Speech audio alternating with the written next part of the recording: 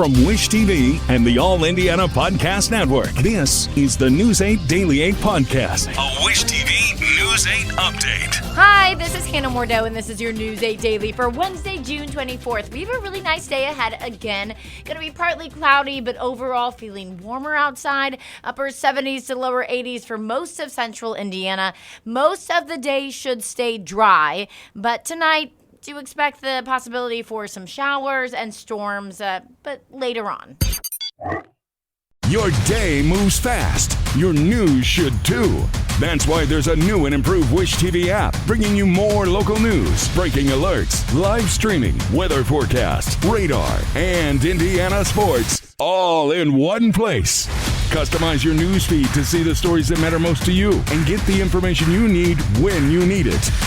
Download the new and improved Wish TV app today on iOS or Android and take News 8 with you everywhere. Playing mobile games and not getting rewarded for it is a thing of the past. Why haven't you switched yet? If you're going to spend the time playing, you should be earning rewards doing it. With Mistplay, you play what you love and earn points for gift cards and more. Plus, you can enter the Mistplay sweepstakes for your chance to win tens of thousands of dollars in cash, bundles, and gift cards every week. So yeah, keep playing games. Just maybe get rewarded for it. Download Mistplay today and enter for your chance to win. A judge has declared a mistrial in the death of 5-year-old Kinsley Welty. Her mother, Toni McClure, faces murder charges in Welty's death. Marion County Prosecutor Ryan Mears says the mistrial is because of inappropriate communications between a juror and a witness. Mears says this outcome derails months of preparation by the parties and delays justice for Kinsley and her loved ones. We remain committed to presenting this case again and securing the justice she deserves. Kinsley's grandfather, Brian Welty, also released a statement saying, "I feel sickened that someone would be so reckless to do something that could potentially have a huge impact on the outcome of this trial." He says the trial has now been rescheduled for August 22nd. People that live on the southeast side neighborhood want police to take action after another home was the target of gunfire. You heard it in that video. This is the latest example of the shooting in the Maple Glen neighborhood. It happened Monday night. Neighbors say it sounded like more than 100 rounds. They say this is the third time a home on their street has been shot at. Police say they are making arrests in connection to the shootings. I don't let my daughters run up and down the street anymore. I don't let us play in the backyard late. I question every sound if it's a firework or a gunshot. So it definitely set us all on edge. There were 3 arrests that were connected with these incidents. I can't tell you if the ages, whether they were adults or juveniles, but I can tell you that the most recent arrest that was for an unrelated charge, that was a juvenile.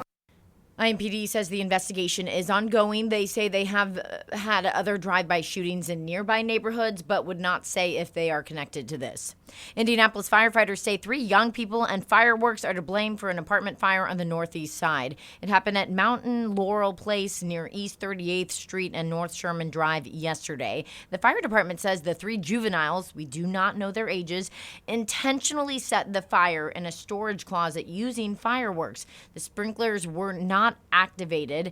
Crews say that 12 people are now displaced. Most do not have insurance and lost everything. Firefighters tell us no one is seriously hurt, but they are calling this arson, and it is not clear if any criminal charges will be filed.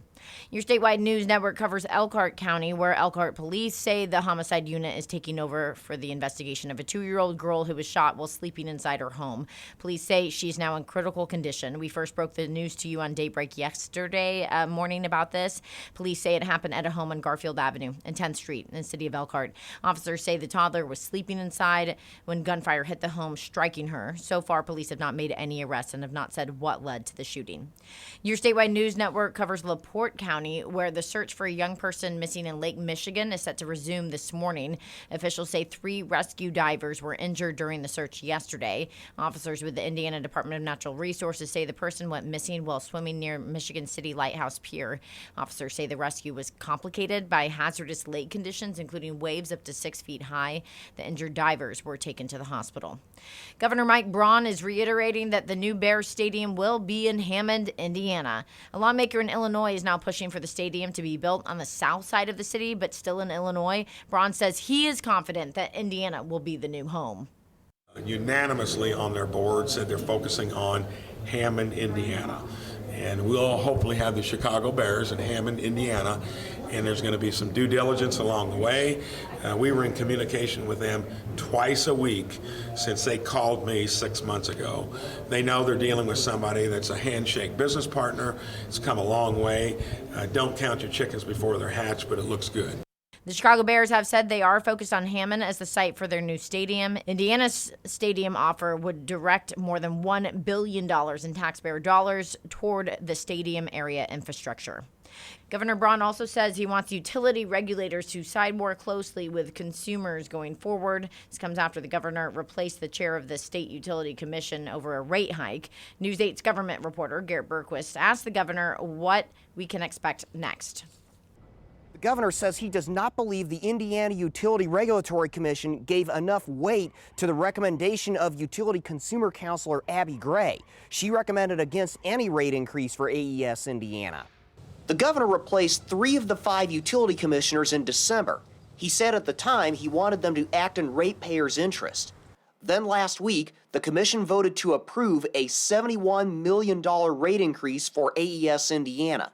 That was much less than the $193 million AES originally requested, or the $91 million the utility and the commission agreed to in October. But Braun stripped Andy Zay of his chairmanship anyway. Out of the gate, I was more interested in what Abby Gray suggested, and of course we're appealing it. Zay is still on the commission. Braun says it's up to Zay whether he remains on the panel. Fellow Braun appointee Anthony Swinger is now the chair. He previously worked for the Office of the Utility Consumer Counselor, which advocates for ratepayers.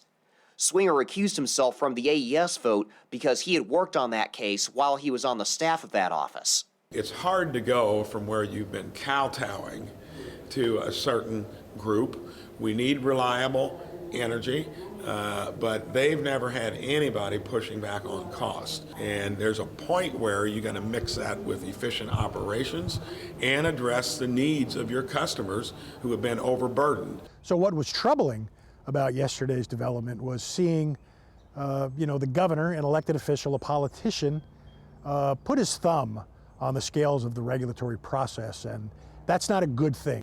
Olson says the commission should not have approved a rate increase for AES or Duke Energy at all.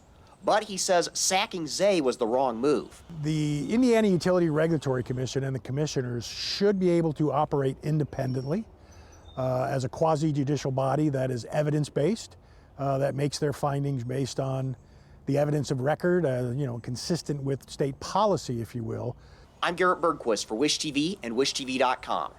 The governor also says we might see legislation next year on property tax assessments for agricultural buildings. Those comments came after the inaugural Indiana Livestock Summit yesterday morning. Moderators said some farmers report multi-million-dollar assessments. Braun says farmers facing high assessments should first appeal them. He says that he might consider executive actions as well. We've got good individuals, I think, that can address it. In the meantime, you need to appeal it. We're aware of it. If we need to change it structurally, that's the kind of stuff I feel comfortable with. We need to get it right. But just remember, you didn't have these issues from the mid to late 80s until inflation was unleashed. I'm not going to rule out anything, but in the meantime, I think some of it will be addressed through the appeal process. The governor also addressed the recent screwworm outbreak. He says there have not been problems here in Indiana yet, but he's ready to act if he needs to. Facebook users locked out of their accounts, many people unable to get a resolution. A new report from Meta's oversight board is criticizing Facebook's parent company for how it disables those accounts. Kara Kenny with Indiana's I-Team has been tracking this problem for years, and she explains how new recommendations could impact you. In a first-of-its-kind report, Meta's oversight board is calling for due process and transparency when it comes to disabling user accounts. The board says Facebook's parent company needs a clear approach. Christina Hodgson and Kaylee May, 2 Indiana business owners who say they were wrongfully locked out of their Facebook accounts. I have no sales. I have no way of contacting my my customers. They reached out to Indiana's I-Team for help. It's a problem we've been tracking. Christina says Meta accused her of violating child sexual exploitation standards. The situation is going to get worse. And if somebody doesn't actually hold them accountable, nothing's going to happen. On June 4th, Meta's oversight board issued a report outlining due process and transparency concerns about how Meta disables user accounts. In some cases, this is their livelihood. They're running a business on Meta platforms. Suzanne Nossel is a member of the independent oversight board. There's been no transparency, no accountability on the part of the company to address the concerns of users whose accounts are shut out. And it's a reminder that those account holders are not Meta's customers. The user is not the customer. The customer is the advertiser. And so the user is there to provide the eyeballs. The boards received hundreds of complaints from users saying their accounts were wrongfully disabled.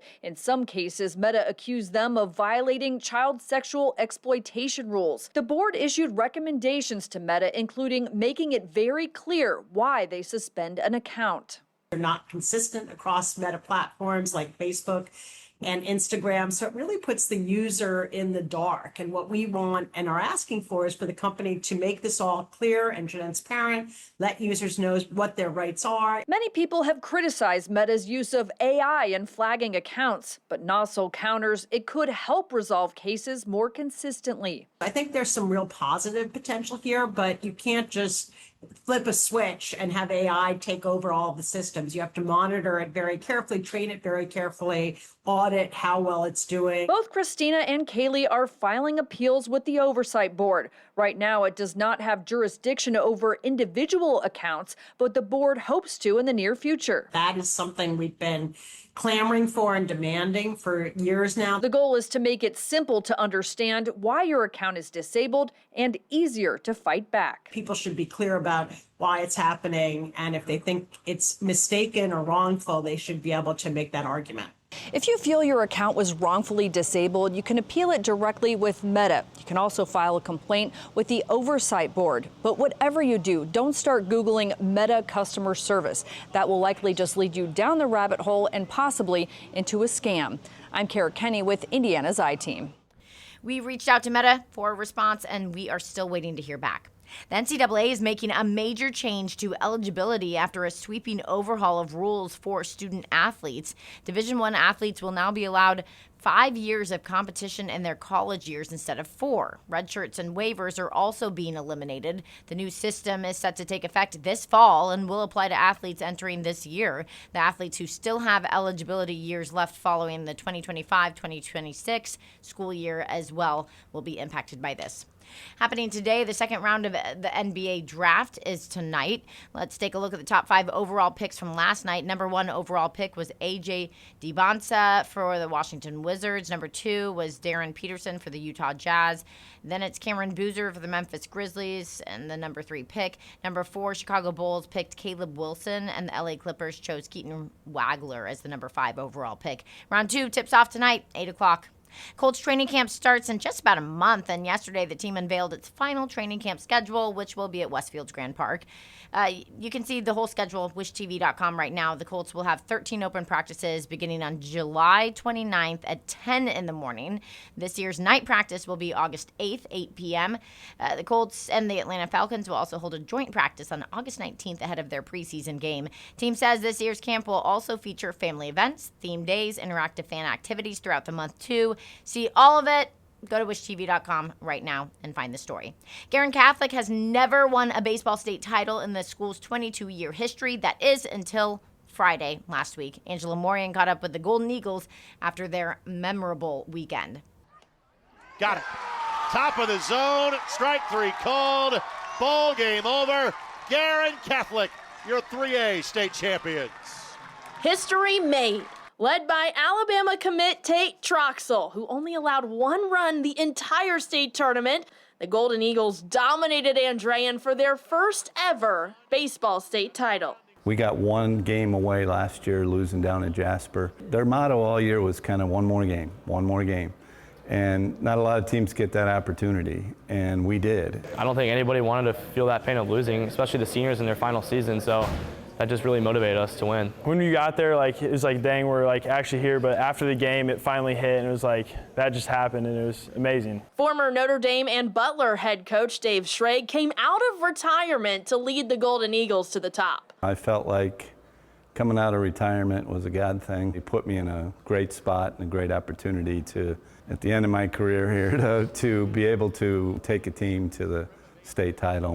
When Schrage got here just a year and a half ago, this baseball banner hanging in the gym nearly empty. He made it his mission to have his teams fill it up, but also now they've won the ultimate prize, the state championship, and get to hang one of these giant Indiana banners up here in the gym, something that means so much to this community. Watching our players celebrate was so rewarding because I knew what they'd been through, how much they worked, how hard they worked. I didn't get in the pile, but I love standing behind and watching them celebrate. They just created a lifetime of memories for themselves.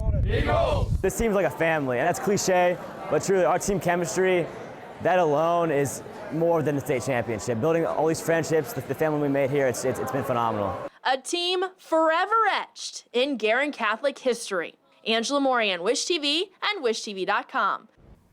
This has been your News 8 Daily from Wish TV. I'm Hannah Mordeau. Watch us on Wish TV and WishTV.com. Central Indiana.